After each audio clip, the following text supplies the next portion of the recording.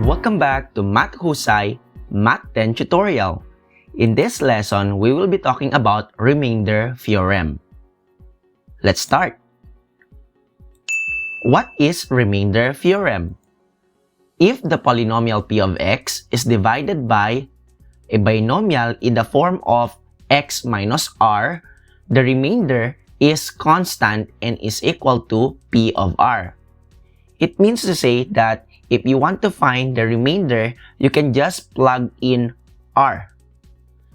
There are two ways to find the remainder when p of x is divided by x minus r.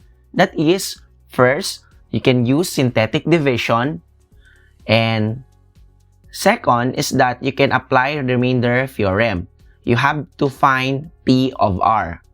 So, to find the remainder when p of x is divided by x minus r, let's have these examples. Number 1. Find the remainder if x squared plus 2x plus 5 is divided by x minus 1. Now, I'll be showing you two ways in getting the remainder.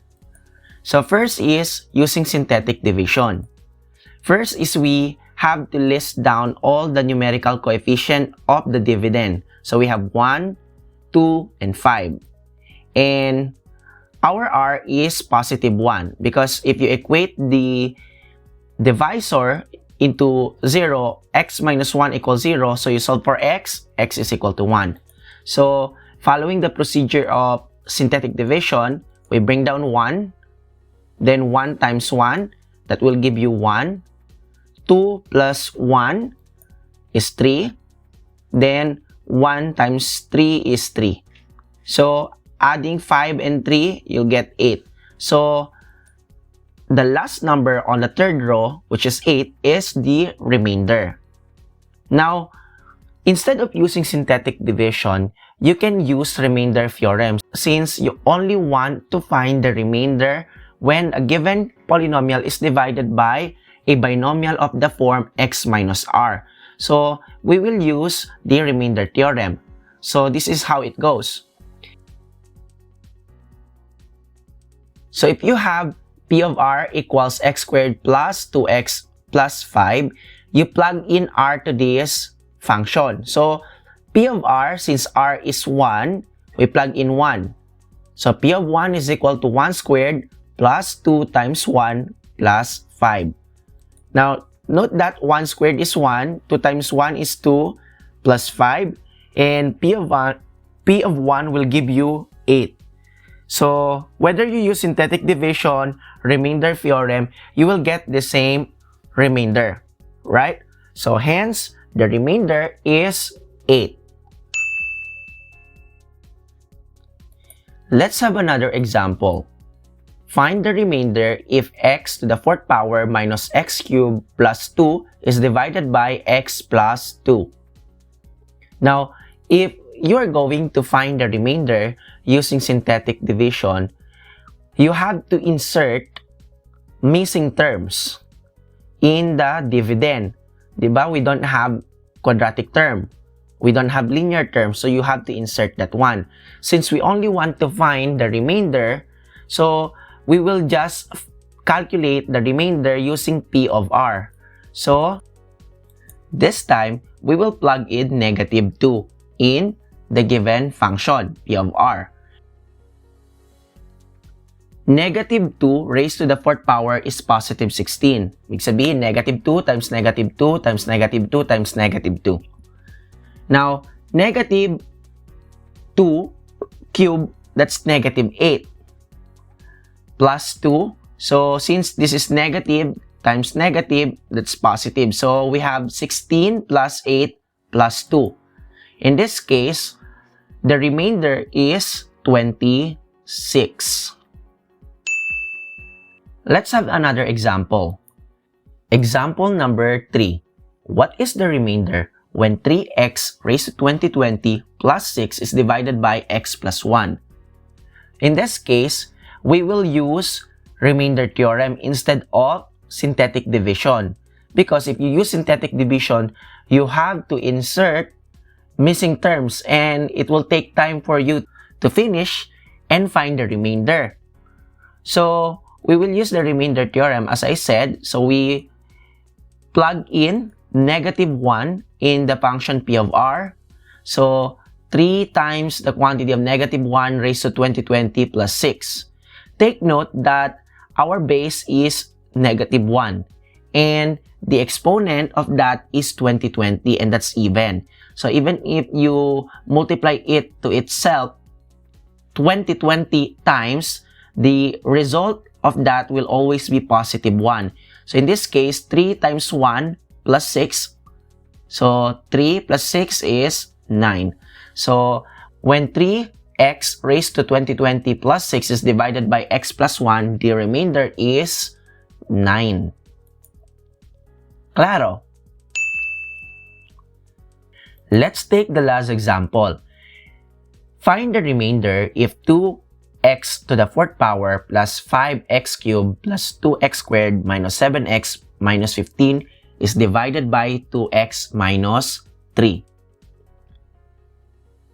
Now, in this case, if we will use remainder theorem, your r will be fraction.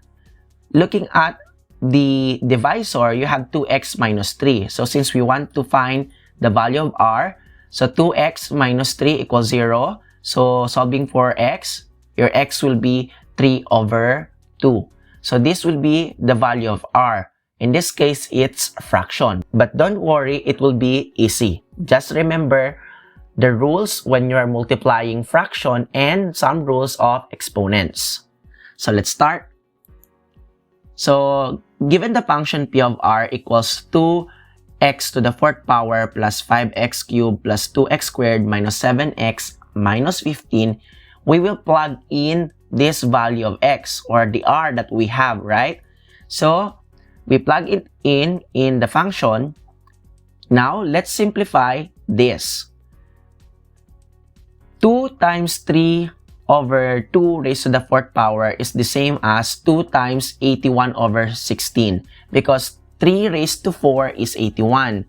2 raised to 4 is 16. Now let's proceed to the next term. We have 5 times 27 over 8. That's because 3 cubed is 27. 2 cubed is 8. Now next is we have 2 times 9 over 4. Then 7 times 3, that's 21 over 2 minus 15. So in this case, we simplify the terms again. So 2 times 81 over 16, I canceled 2 since there are 8 2's in 16. So 81 over 8. For 5 times 27 over 8, we cannot cancel anything. So we multiply 5 times 27, that will give you 135 over 8. Now, 2 times 9 over 4, 2 can be cancelled out. So we have 9 over 2, then minus 21 over 2 minus 15. Now, adding these fractions, so we have the LCD equals 8. So 8 divided by 8 is 1 times 81, that's 81, right? So 8 divided by 8, again, that's 1 times 135, you'll have 135.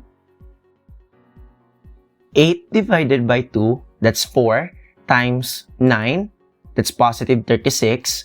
Then 8 divided by 2, that's 4 times negative 21, that's negative 84, right?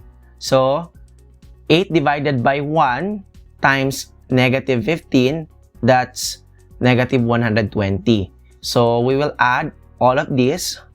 So we have 48 over 8. So P of 3 over 2 is equal to 6. This means that the remainder is 6. When you divide 2x raised to 4 plus 5x cubed plus 2x squared minus 7x minus 15 by 2x minus 3. Claro?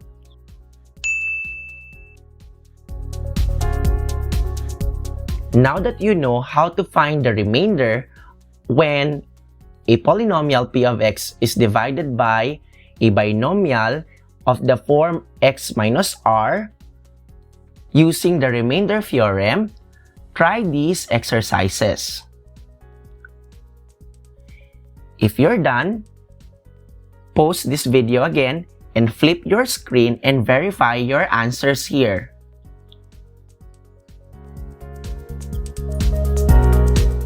If you think Math Husay math tutorial helps you learn how to find the remainder when polynomial p of x is divided by a binomial of the form x minus r, give this video a thumbs up, share, and subscribe to my YouTube channel. Remember, ang sikreto para maging mathusay, matuto, at mag-ensayo. Watch the next episode and learn about factor theorem. See ya! Bye!